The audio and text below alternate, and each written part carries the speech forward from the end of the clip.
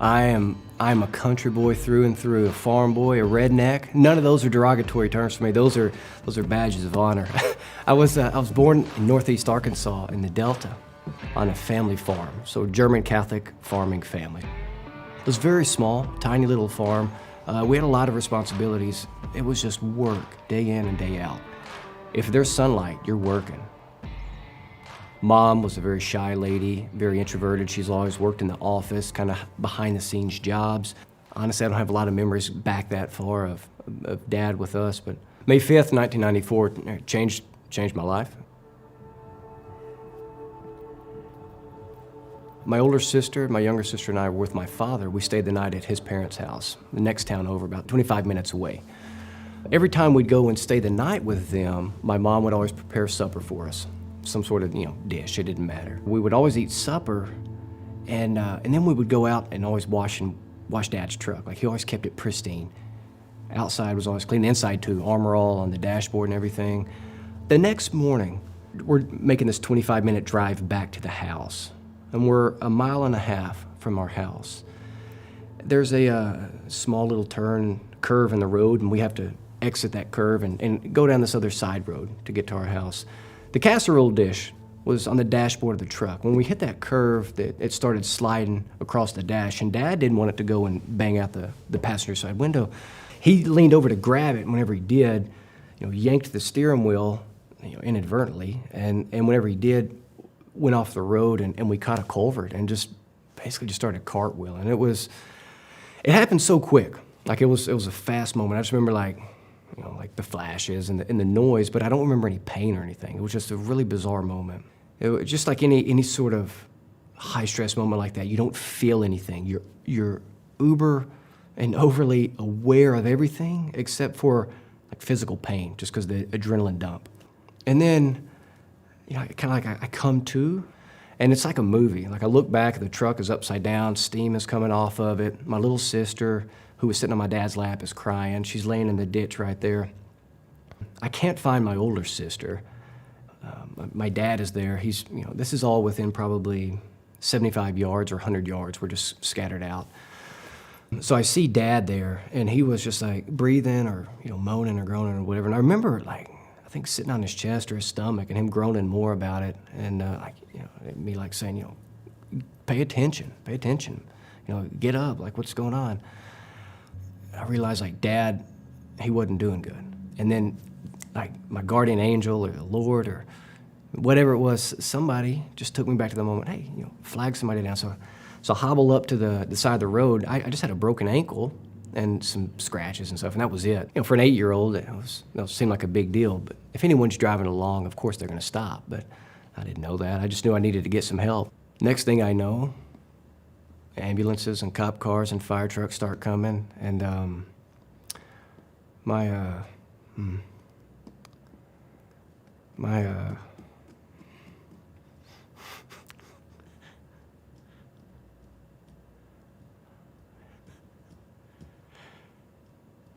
so whoever it is calls, they call my mom, and they say, there's a wreck.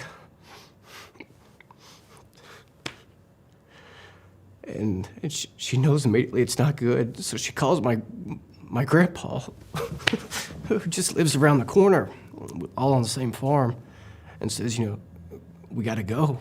And she turns the corner in her little car, and Grandpa's already out on the road, and waiting on her. She jumps in, and then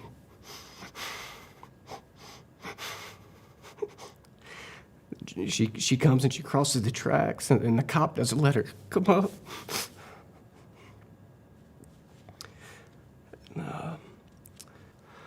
So anyhow, we're putting ambulances and take to the hospital. They put a cast on me, and then I go by ambulance to Memphis to the Children's Hospital, and my little sister, they airlift her because she was super bad. Little 3-year-old girl. She got crushed between my dad and the steering wheel. Courtney, my older sister, she died immediately. And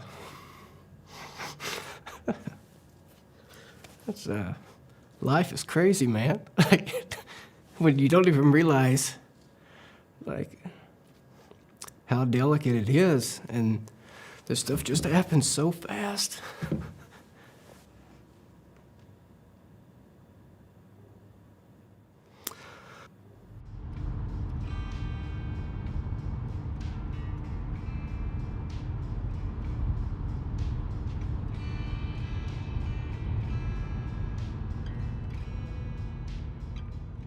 They were like, yeah, your dad and sister died. And they told me that, and I said, I didn't know what that means. Like, what does it mean to an 8-year-old kid? Just a few weeks before, they found out that they were pregnant. They were expecting a kid. Mom went in for a checkup just a few weeks after the accident. She's been through a lot of stress, and of course the doctor wants to make sure that she's okay and the kid's okay. The doctor says, I've got some news. There's another one in there. You're gonna have twins. Just her life. Just that roller coaster. I don't know how she did it, but she did it. So I found out my dad is dead. My older sister, 11-year-old, she's gone. My little sister, who's 3, she's in a body cast. My mom is alone to raise us, and she's pregnant. And I'm an 8-year-old boy who has just become the man of the house.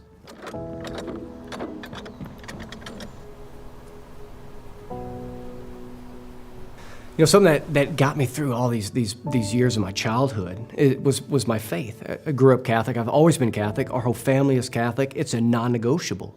There are just some things in life that you have to do because love requires it. In the moment, I wouldn't have used those terms.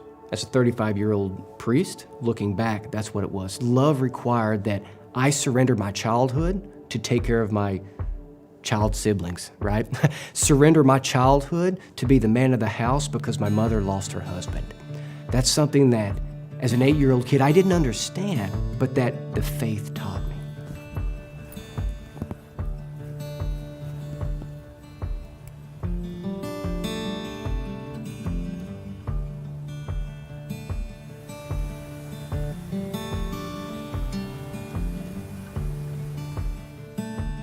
Why did all this stuff happen? I don't know. And I surely didn't know as an 8-year-old kid, but I do know without a doubt that it prepared me for battles then, it's prepared for battles now, and for battles to come. Damn, I wasn't expecting that.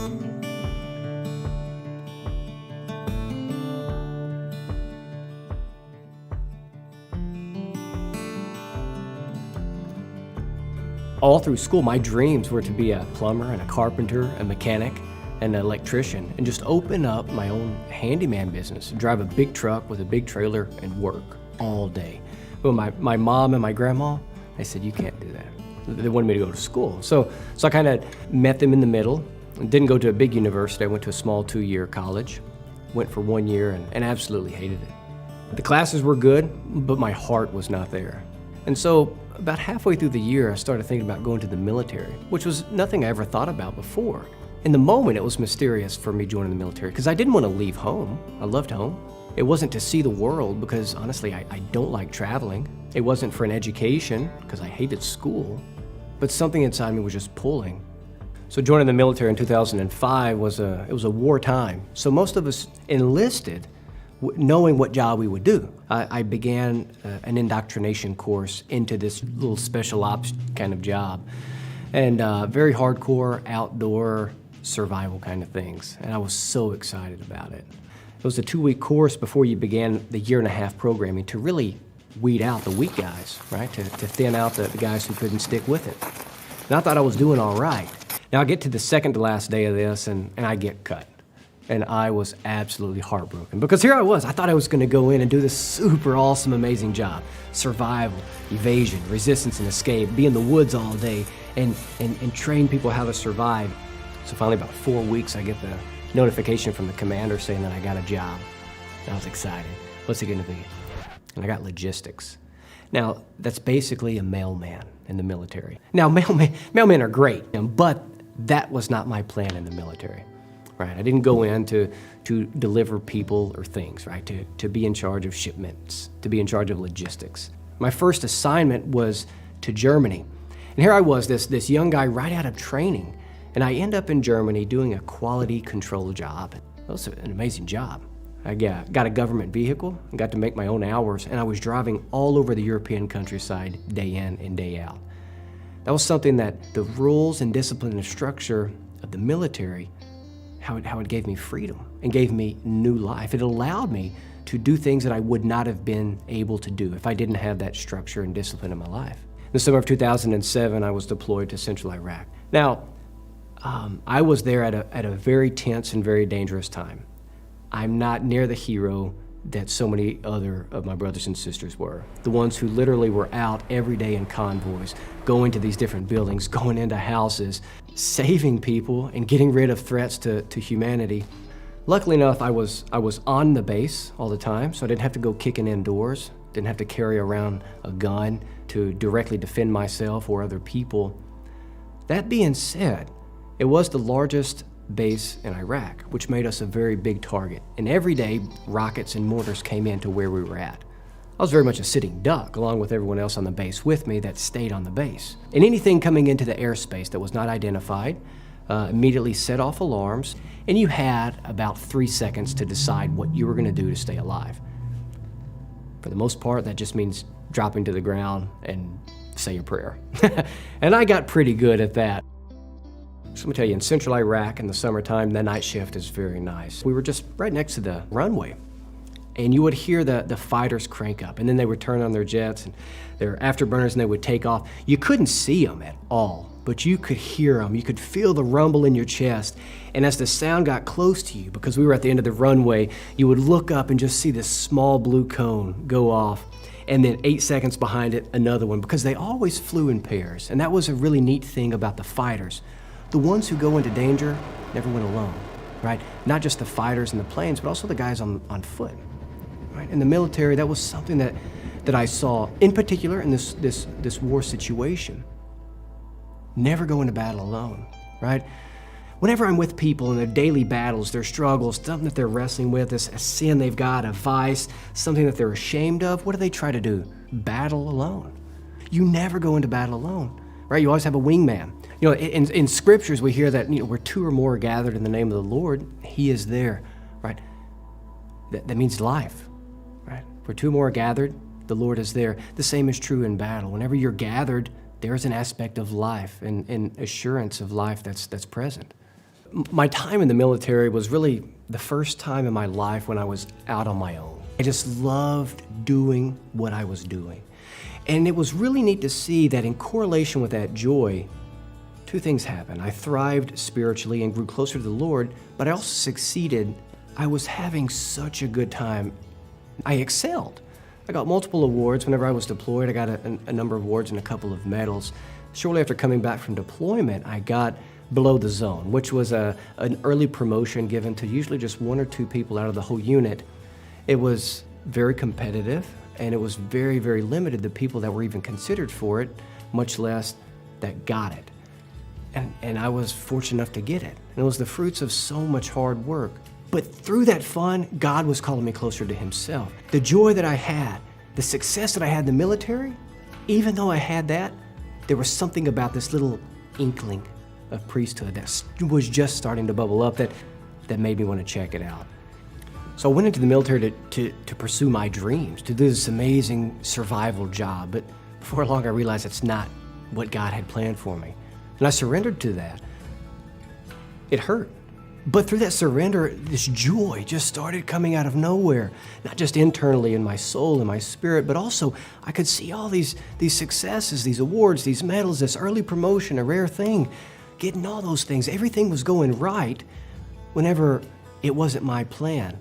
But there was an aspect of surrender to God's plan that opened my eyes to a much greater life. And I hear the voice of the Lord inside saying, hey, you've surrendered. You've made it to this calm spot. I've got another mission for you to go on.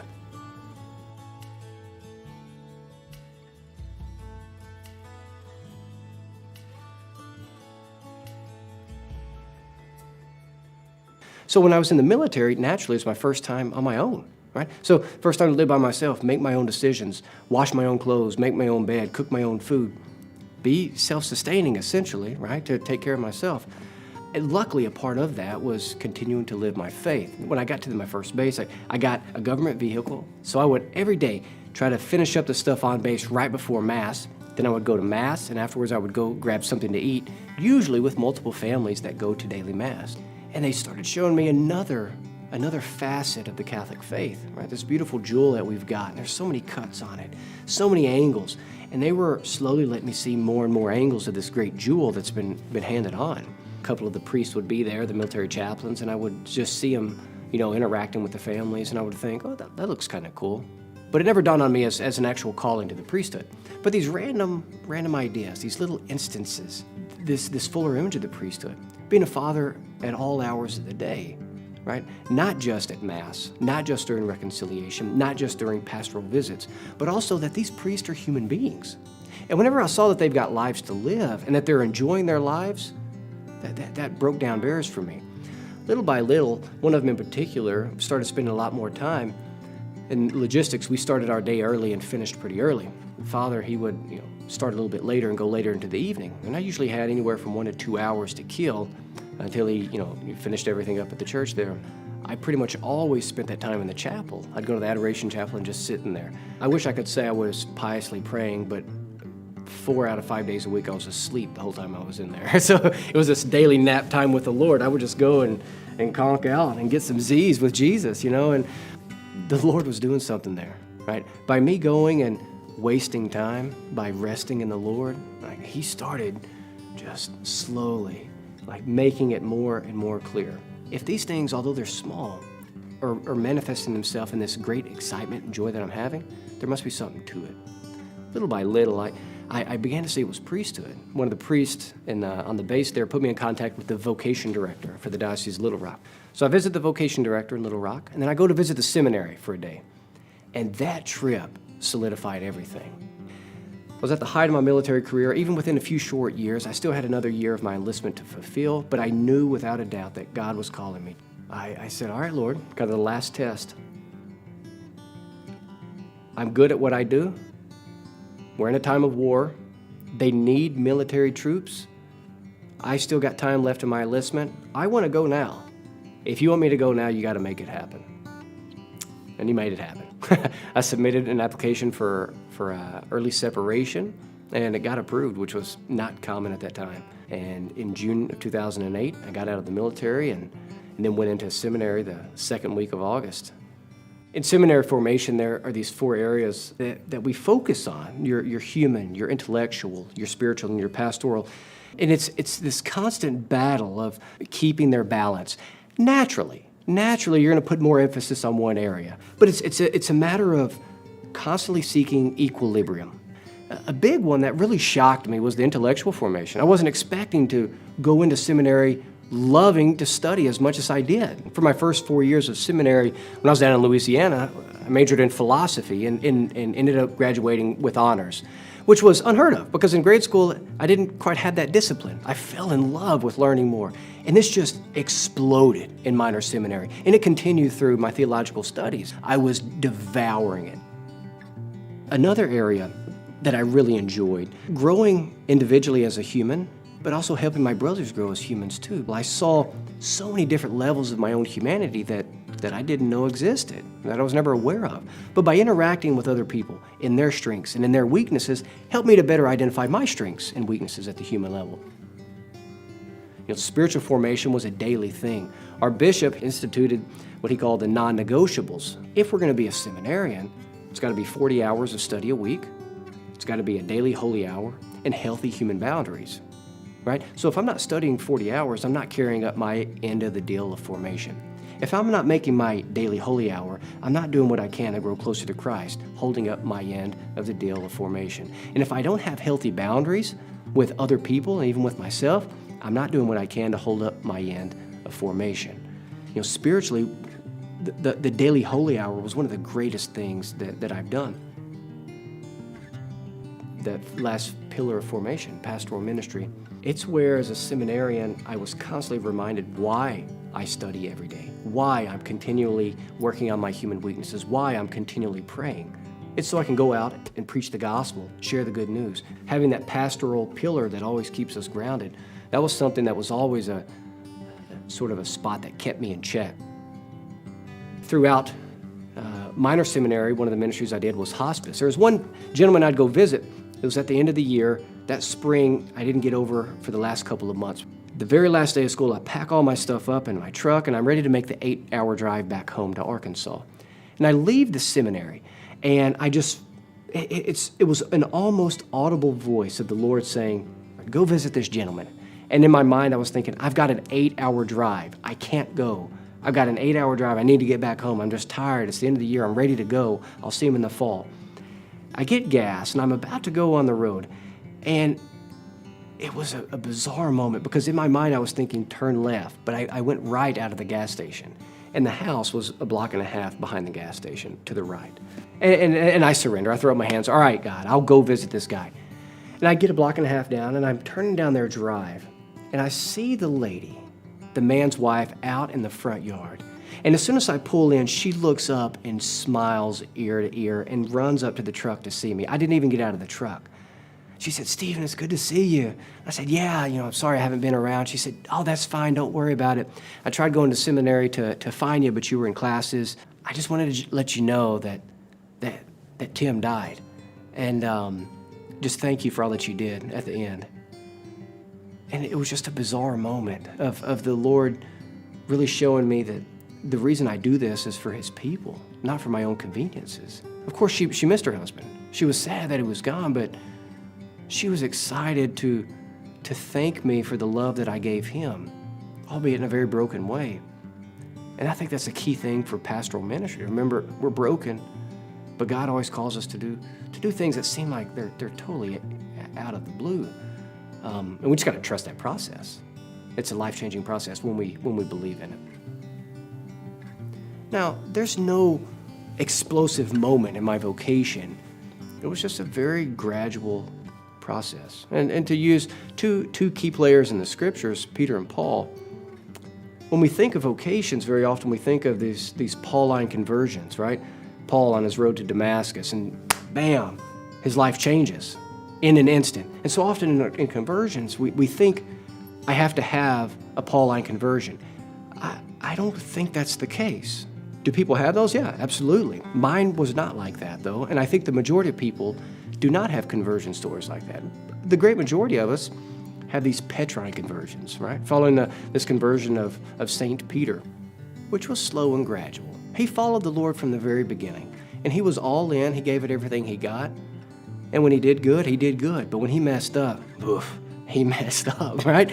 But it was just this daily chipping away, this daily marching along, one step at a time to grow closer to the kingdom, right? To follow Jesus more closely. This Petrine form of conversion is really kind of what I went through. I've always been Catholic. I've never denied Christianity. I've never walked away from the Lord. I've never had this crazy time when I was wild and rambunctious. It's just this slow, persistent journey of 2 steps forward, 1 step back, but maintaining that forward progress.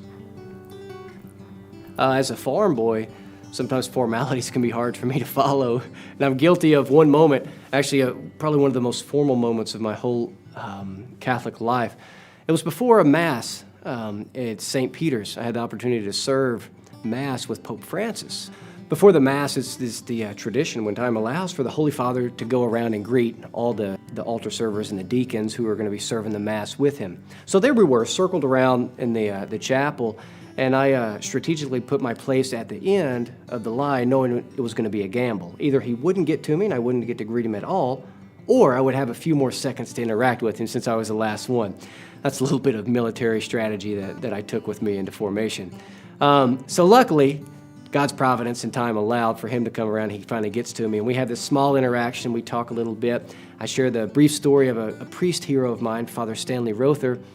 And then afterwards, I'm almost at the point of being filled with tears because as I was interacting with him, talking to Pope Francis about this very holy priest, this priest who loved with the Father's heart, this shepherd who did not run when his life was on the line, this priest who did what love required, I felt the Father's love from Pope Francis. The whole world is on his heart, is on his shoulders. But in that moment, He was looking into my soul, and I knew that he was loving me with the Father's love. The only response I had was to ask him for a hug. And so there, and this the conversation was going on in Spanish, and instead of being very formal, it was very informal. I said, I just asked him basically in the Spanish of saying, "Hey, dude, can I have a hug?" And his eyes lit up and he said, "Sure." And so then we hugged, and the guys with me got a big grin, and other guys, their jaws dropped because they'd never seen someone ask for a hug. And the Swiss guards were there. They didn't know what to do, but they started giggling themselves. But so that was the time I broke all formal protocol and asked the Holy Father for a hug.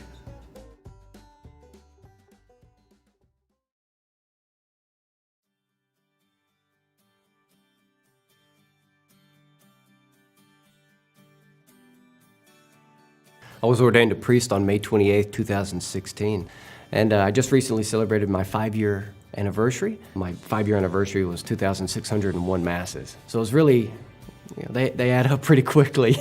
I have a little book that I keep track of all the masses I celebrate, who I offer the mass for, where I celebrated the mass, and also what number it is. So that's kind of how I keep track of where I've been and where I'm at. I've got a lot of open pages in the book, so I hope to fill them all up. So the way it works is my first year of priesthood, I'm an associate pastor. And typically you're an associate for a number of years. So I was kind of second in command under an older priest who ran this very large parish. And I assisted him in ministry of the parish. After just my first year of priesthood, though, the bishop sends me to 2 other parishes in the diocese where I was now named the pastor. I wasn't an associate. I was the one who assumed ultimate fatherhood. Initially, it was kind of, in some ways, odd, people calling me father, especially whenever they were 60, 70, or 80-year-old men and women, and I was just in my early 30s. But it's definitely a process of growing into that identity. Just like any first-time parent with their first child, they don't know what the heck they're doing, and they're learning what it means to be father, what it means to be mother. Same thing for the priest. We gradually learn what it means to be father. We grow into that identity. There was this lady who was having an emergency birth. Her child was not expected to live. This child had a particular chromosome disorder and was expected to be born alive but die within minutes afterwards. A beautiful thing happened. I get to the hospital and the doctor saw me come in as a priest and he said, "I want you to put on this gown. You're going to be in the room through it all. As soon as the kid is born, we're done. You do whatever you have to do." And it was an amazing moment when the doctor, when he recognized that his work can only go to a certain point, and there's also things that the priest does that he can't do. And so it was very much a team effort. He delivered the baby, and immediately he looked at me and said, "Go." I was there in the room, and I heard her cry as soon as she was born, an opportunity that priests by and large don't experience, the first cry of a child. I'm full of emotion. It was something you see in movies or you only hear about, something a priest doesn't live. But I lived it that day. And the world stops. Before the birth, I asked the parents what they were going to name her, and she said, "Diana." And I said, "Well, what's the middle name going to be?" And they said, "Well, we're not going to give her a middle name. It's just Diana." And in that moment, the Lord gave me just this inspiration, because it was also September 8th, there of 2016. It's the Feast of the Nativity of Mary. It's Mary's birthday. And so, in a way, the Lord challenged me to be a bold father and to take this spiritual authority as the spiritual father who was going to baptize this little girl and give her eternal life through baptism. Not many families have the opportunity to give birth to their kid on the birthday of Mary. And their eyes just lit up. They said, "Diana Marie." And I said, "I think that's a great idea." So the morning of September 8th, I baptized Diana Marie right there in that operating room. And it was such a powerful moment. The doctors didn't think she'd live more than a few hours. She ended up living about 7 weeks. She lived longer than any science said that she could. And I really believe that was our Blessed Mother with Diana. And that family just giving her the gift to enjoy life. On that day, that was a concrete example of the Lord inviting me to be a bold father. So a question I get often as a priest is, "Hey man, you gave your life to the Lord, that's good, but also you really gave up a big human desire. Do you ever wish you were married? Do you ever regret not having a wife?"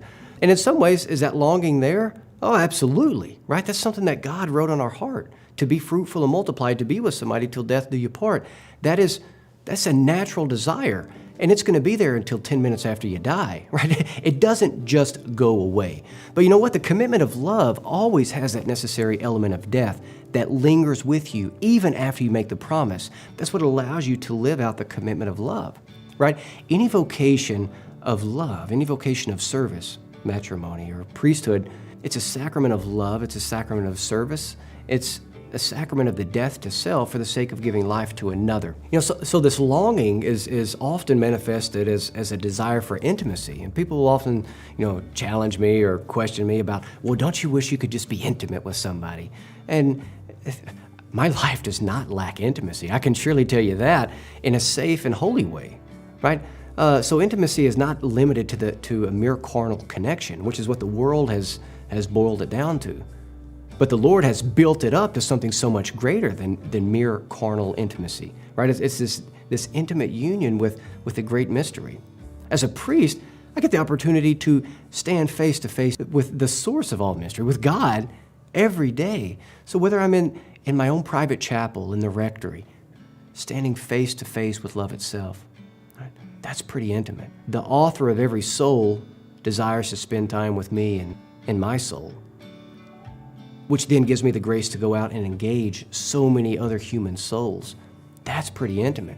I'm taken to places in ministry where in a split second, somebody opens up their heart. Multiple times people have come up to me and said, "Hey, Father, do you have a second?" "Yeah, sure, what's going on?" And in an instant, they go into a life crisis and wanting some help, needing a father. You don't open your soul up to people like that you don't know, that you don't trust in. There's something about this intimacy that God has given me and that He allows me to enter into every single day. Intimacy, do I desire it? Yeah, but I get plenty of it. So as a little kid, I lost my father, and I grew up in a very, very real way fatherless throughout the majority of my life. Growing up without this single father has given the Lord the opportunity to give me many fathers. Each one of these father figures, whether it was my grandfather, my uncle, or various mentors of mine, they all came and went at different phases and stages of my life, and they engaged me at different circumstances of life. I've taken that with me into the parish priesthood. A lot of times it can be easy, and I was guilty of this before, of thinking that the parish priest just celebrates Mass. Maybe he does some confessions, but outside that, it seemed like a very boring life. When I went into the military, that changed because I began seeing how the priest has a greater life of his own, but also how he plugs into so many areas of his people's life. As a priest, I've experienced that now firsthand. And through my life, the Lord was preparing me to now be a father to many, even though I didn't even have a father growing up. And there was something about that mysterious dynamic of not having a father, but having many fathers that has now allowed me to be a father to many of whom do not have fathers. And so what I've taken from that is engaging them and being with them in various moments of their life, right? So whether it was somebody literally on their deathbed, I've been there. I was literally in an operating room with this family about to give birth to a little girl that was not expected to live more than a few hours because they wanted her baptized. I've given First Communion to hundreds of kids, done countless weddings. I've been with people from the highest of highs to the lowest of lows, and not just over the span of 5 years. I have been with people at birth and death in the same day. That's a roller coaster of emotion, and that is exciting. There's so much more than just celebrating Sunday Mass. And it's truly a vocation that allows me to venture into the mystery of the human heart and to see how wild and adventurous that is. Anybody with a dream of doing anything great always looks up to a hero to give them an example of what they do. For example, if you like basketball, maybe it's Michael Jordan, or if it's football, maybe John Elway. For me as a priest, it's Blessed Stanley Rother. Father Stan was a priest for the Archdiocese of Oklahoma City. He grew up on a farm. He was a German Catholic farm boy, something that really resonates in my soul just a simple guy who worked hard, who loved the land, and who loved the Lord. And after graduating high school, he goes to seminary and he's ordained a priest. Shortly after his ordination, he's sent to mission territory. The Vatican has called dioceses to send out priests to these places that don't have fathers, to these flocks that don't have shepherds. And Father Stan volunteered. He raised his hand and told the bishop, "Send me." That's what love requires. These people need a father. These people need a shepherd. So in the 70s and into the early 80s, he is sent to Guatemala as a priest to serve the people of Santiago Atitlan. He ends up learning their dialect, becoming a part of their culture. He brings farming techniques that he learned as a kid. He actually built a radio station there to spread the good news using this what was, modern means of communication at the time. So despite these good things that he did, bringing the gospel, bringing the love of Jesus Christ, it was also a very hard time. It was a trying time in Guatemala, political and social upheaval, a lot of imbalances, to the point of persecuting and killing Christians. Left and right, his parishioners were being killed, slaughtered for not submitting to the government, for living out their faith. As a father, this infuriated Father Stan. A couple of times he was actually run out of the country. He was put on hit lists. But every time that would happen, he would always go back to the Archbishop and say, the shepherd cannot run at the first sign of danger. He didn't just say that, he lived it. He went back to Guatemala at a time when he knew it would be his last return. He knew that he was not liked because he was greatly loved. And because of that, it cost him his life. The night of July 28th, 1981, he was killed. They knocked on the door, and he said, "Here I am." And they slaughtered him right there. His heart is actually interred. It's buried there in the church in Santiago Atitlan because that's where his heart was. That's where he lived his life. That's where he loved to the fullest. That's where he did what love required.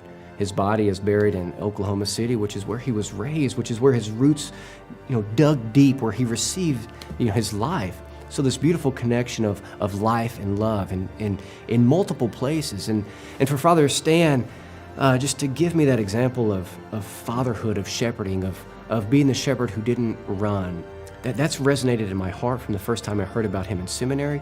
Even to this day, I always look up to him so that I can be a shepherd who does not run and that I can do what love requires. Father Stan was the first U.S.-born priest to be declared a martyr. After his beatification, now he's on his way for canonization.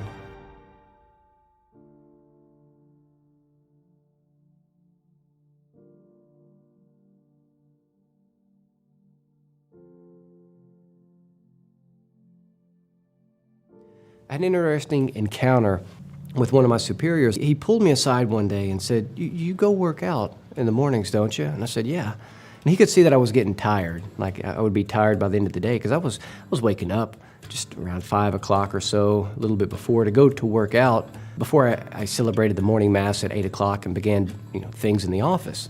He pulled me aside and said, you really need to start scheduling that in the middle of your day. Make an hour and a half in the middle of your schedule to go to the gym. Now, as a new priest, I was thinking, well, that's not a holy thing. That's taking away from precious time of ministry where I'm not going to be saving souls. I'm just taking care of myself. But I did it because you honor your superiors, right? You take the advice that they give you because maybe, just maybe, they know something that you don't. During lunchtime was actually a pretty open time, and so instead of taking a formal lunch break, I would just go to the gym. And something neat started happening. So when I first went, it was my escape. Like I would just go and just quietly work out. If people asked me who I was, I would just introduce myself as Stephen for a number of weeks, getting to know the new people at the gym. They knew I was a priest, and they knew that was kind of my private time. It was really cool seeing the way that they responded to that, though, because in very short time, these same individuals who I'm lifting weights with, bench pressing and squatting with and running around the block with, are literally coming to me immediately after a workout seeking marriage advice. They're asking me questions between reps about how they can connect to and talk to their kid who is 16 and very rebellious and just started smoking cigarettes. Or about the kid in grade school that's not paying attention.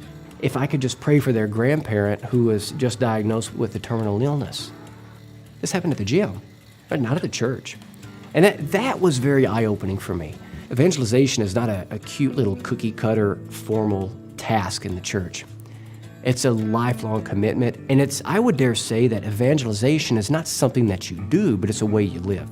Evangelization, in its fullest sense, is dying to yourself, living as Christ, and bringing the joy of the gospel into the world, meeting people where they're at with the love of Christ. Sometimes that love of Christ is merciful and patient and very gentle. Sometimes that love of Christ is hard, because you have to speak the truth. You have to be a prophet. And so it's finding that balance, meeting people where they're at, and recognizing that preaching the gospel is not limited to the pulpit. It's not limited to the pews. It's not only confined in the walls of a chapel. Towards the end of my first year of priesthood, in prayer, I was thinking about CrossFit. And then the Lord put it on my heart, well, hey, why don't you contact the director of CrossFit and see if you can be a chaplain for them? Why don't you take the love of the gospel to those professional athletes there? I type a letter and I mail it to him. He said, yeah, come on. So for the last number of years, I've been going out every fall to be the chaplain at the CrossFit Games. And that's been another area of new evangelization, of preaching the gospel that began with just a hobby. The Lord doesn't want to compartmentalize anything in life, right? He wants us to be the whole package, the whole deal. The greatness of God is manifested in His simplicity, His oneness, not a division within Him, but that God is one. This dynamic unity of love, Father, Son, and Holy Spirit. Same thing for us. We're one person. Do we have many areas of our life? Absolutely. Absolutely. But how can the grace of Jesus Christ unite those things in a mysterious way in our life? Fitness has been one area of that.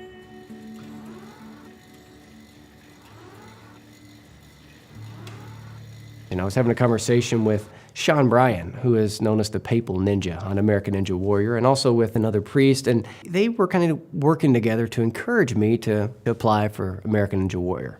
It's hard, but I did have physical training, and I was young, and I also had an interesting story.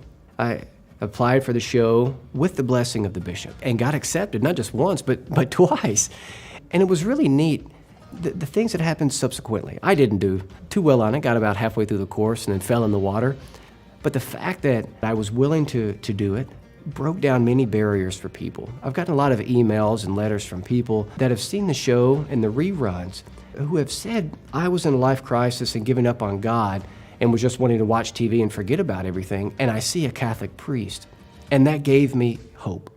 One of the reasons I'm a priest is because I saw the many levels of the life of a priest, not just what he does at church, but his own personal life, his social life, his hobbies, and things like that. And on social media, I try to share those things. Of course, I share some things that are explicitly associated with priestly ministry, but I also make it a point to share things that people typically do not see. And so I share me playing with my two dogs, Murph and Shorty. I share videos of me working out or running around. I share videos and posts of me playing my guitar and harmonica. I share stories and images of me on hunting trips, me doing hobbies, doing things that I love. Why? Because I believe that the priesthood is not just something I do in the middle of the week or only on Sundays. Priesthood is the way that I live. Although I can connect with people in many different ways, something that almost immediately creates a connection between me and other people are my dogs. We kind of share a story. They were adopted, both of them were rescues, and just like me, I was in a way rescued. But by having the dogs there, the Lord reminds me, even in the most private moments of my life, I'm still responsible for loving. I'm still called to love and take care of something. And a dog looking up at you reminds you immediately that, well, you're loved and you're still called to love. So when I see Murph and Shorty there looking up at me and wanting to play, I remember that, my life's not about me. There's also a romantic side of me that's found in music. This began when I was in minor seminary. My mom gave me a harmonica for Christmas. You see, every year for Christmas, she gives us a new toy or a book or something that challenges us to learn something new. One year, for example, she gave me knitting needles. They didn't last long. Another year, she gave me a book full of magic tricks. I didn't learn any of them. Something about that harmonica stuck. She gave it to me, and initially I was thinking, this is a joke. What am I going to do with a harmonica? But 73 harmonicas later, it's a hobby of mine. But it's not just a quirky little thing that I do. It's led me to encounter people in their daily lives. For example, One area of ministry when I was in seminary. When I was in Rome, a couple of my buddies and I would go out on the weekends, Friday and Saturday nights, to the local blues bars and jazz clubs. And they were always amazing places of encounter. First of all, because the shows always began at 11 p.m., which is pretty late for a seminarian on Friday and Saturday night. We almost always would go out in our clerics, which that in itself was surprising to see so many clerics walking around at midnight, much less in a blues bar or a jazz club. And it led to some really amazing conversations because people would often come up and initially be surprised and almost get on to us for being out so late. They'll say, well, why are you at the music club tonight? Why do you have this drink? How come you're not at home? And our answer was often the same thing that they asked us, but in reverse. Well, why are you here? So, well, we like the music. We enjoy the community. We like to get out and be part of the town. We would say, us too. And then you could see the people just almost short-circuiting because they're making connections that maybe the things I enjoy doing can be pathways to holiness.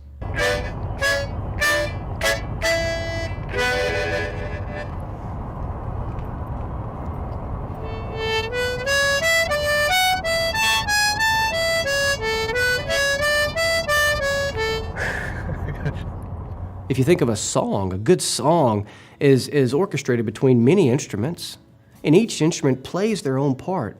If you have a band that is nothing but drums, it's going to be kind of hard to make music. Whenever you get these different members of a band that get together and play their instrumental parts at the right time, you make great music. We're all members of this great orchestra of God, right? We're called to deliver one message of salvation, one message of Jesus Christ, but we're called to do it in a unique and personal way. What part of the song is God calling you to play? And are you okay with letting the other members of the band play their parts? Because whenever you can embrace your part and play your beats in the music, your parts of the song, and let the other members of the band do theirs, that's when the music is really amazing, right? But whenever you start trying to play the parts of the others, it just becomes ruckus. The fun image with the harmonica is that it's a little instrument I can always have with me. Literally, it fits in my pocket, and it's small. But if I'm going to make music, I got to use it. And I'm guilty as well of the faith being like that for me. It always being with me, but me forgetting to play it. I can carry it with me as a badge of honor, but if I don't play the instrument, it's not making any music. Same thing with the faith. You can call yourself a Christian, you can call yourself a faithful Catholic, but if you're not living it, then it's just lip service. All right, so we have to make the music with our lives, and God's calling you. God is calling you to play a song in harmony with the church, in harmony with tradition, in line with what He's calling you to do, to preach the good news. So what's the song that you're playing?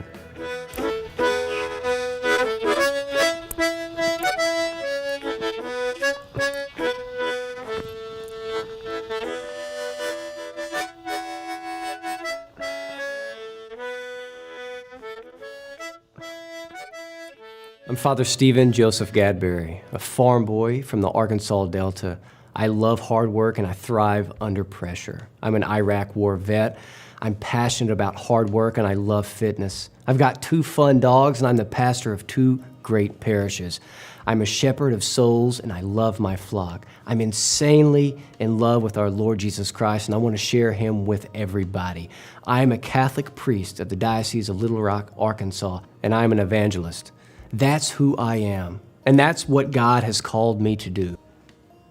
So here I am, a 35-year-old Catholic priest, young in years, but pretty rich in life experiences. It began on that little family farm in the Northeast Arkansas Delta, where I learned about hard work, I learned about dedication, I learned what it means to be a member of a family that works together for their livelihood. My father and older sister died in a tragic vehicle accident that I survived along with my little sister. And from that moment on, I, in an instant, had to become the man of the house with my mom to raise my sister and my 2 little brothers. And my mother taught me about how to love with a gentle heart. After graduating high school and spending a year in a small community college, I went to the military. I went in to do this survival and rescue job. and eventually ended up washing out of that and doing this logistics job. I grew in this identity as a human being, as a beloved son of God, and I grew closer to the Lord.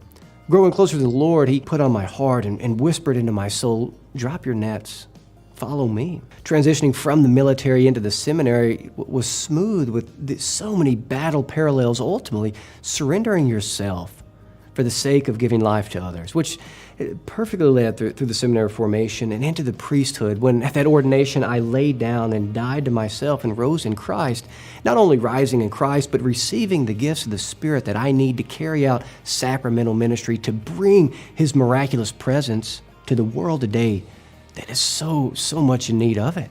Right? Bringing God's grace to people of all walks of life, not only in the parish, which I do on a daily basis, but also to bring the gospel to people who typically would not get them, whether it be fitness or hunting or through music. God has given me the tools necessary and His grace to bring His presence to those people who long for Him. Through this journey, I've wrestled with so many things, but through that battle, through that struggle, I've gained so much clarity. I've opened my heart up to you. I've shared my mind. I've shared my life. I've made myself terribly vulnerable before you because I believe in the power of love. I believe that a story can change people's lives. By wrestling with my own history and my own questions of who I am and what God is calling me to do, it helps me to grow closer to the Lord.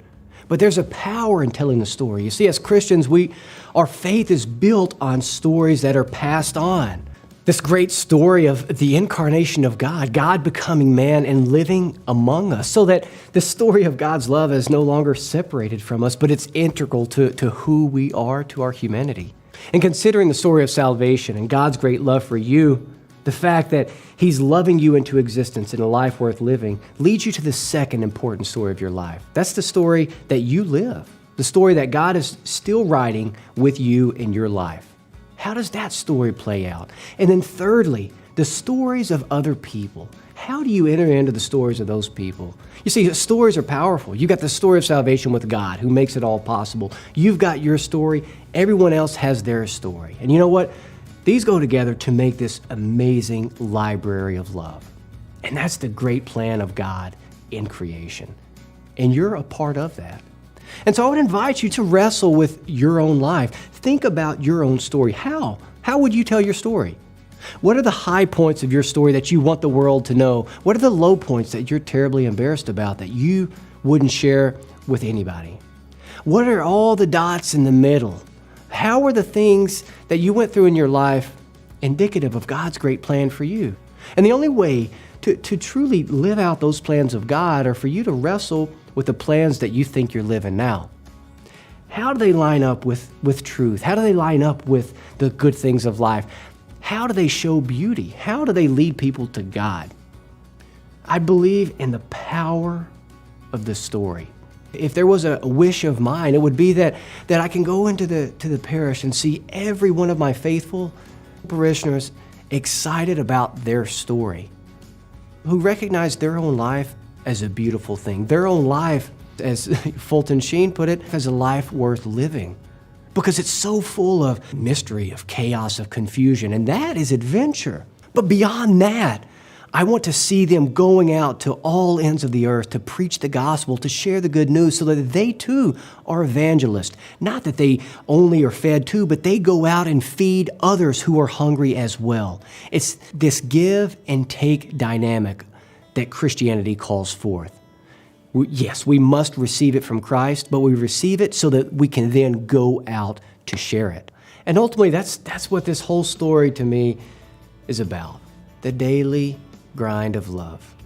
Now, that's a beautiful thing, right? Because that's what gives us life. And it's that daily wrestle that draws us deeper into the mystery of God. And we only do that by wrestling with our own lives, with our own humanity. By freely wrestling with who we are, we can more freely enter into the wrestle that other people have in their lives and help them to find God in that battle. Who are you, and what is God calling you to do? Now, maybe you don't know who you are. I would invite you to just recognize the restlessness within your own heart. That's a great place for learning who you are. St. Augustine of Hippo has this famous and great line, "Our heart is restless until it rests in you, O Lord." If you don't know who you are, stop and reflect on what creates restlessness within your heart.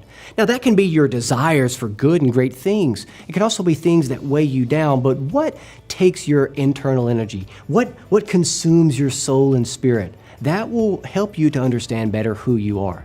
Now, maybe you know who you are, and so for you, it's a question of mission. What are you being called to do? Then you have to start considering philosophical and theological principles. Maybe you're an atheist or an agnostic who doesn't believe in God or doesn't even care about God. For you, I would invite you to continue seeking truth. What does that look like? Do not be afraid of truth. I would challenge you to learn more. And the more you learn, the more you will know what is true. Truth ultimately reveals itself. Now, maybe you are a believer in God, a believer in moral, objective principles, a believer in God's great plan in life, but you've kind of fallen away from it, or you don't see the need for it. I would invite you to concretely make time to pray. Read your scriptures, 5 minutes every day, one chapter of the gospel. Go to church on Sunday. When was the last time you attended Mass on Sunday? This would be a great, concrete way of getting back into the routine. Now, maybe you go to Mass every Sunday, and that's good enough for you. I would challenge you to go to Mass during the week. I would challenge you to go to monthly confession and receive that great mercy of our Lord. Now, maybe you've been away from the church for a while. Well, how do you begin? Maybe you're full of shame or embarrassment. I would say start with the obvious thing, the fact that you're hurt and that you're broken. Go to the sacrament of reconciliation and get that healing balm of God's mercy. Now, maybe you're a faithful Catholic and you go to church on a regular basis and you live out your faith. Maybe you even go to daily Mass and a weekly holy hour. You pray the rosary as often as you can with your family. Fantastic. But you know what? You still have not arrived. God doesn't just call us to a personal relationship with Him for the sake of that relationship. He calls us to Himself so that we can then be sent out, to be an evangelist, to share the good news to all ends of the earth, and help your pastors to find the lost sheep. And when you find them, don't criticize them, don't ridicule them, but pick them up, carry them back with you, take them to church, and you help them in their process of healing. You see, all of us struggle day in and day out with who we are and what we're called to do. And for us, it's always a big question, but a next step is always possible. So find your next step and take it.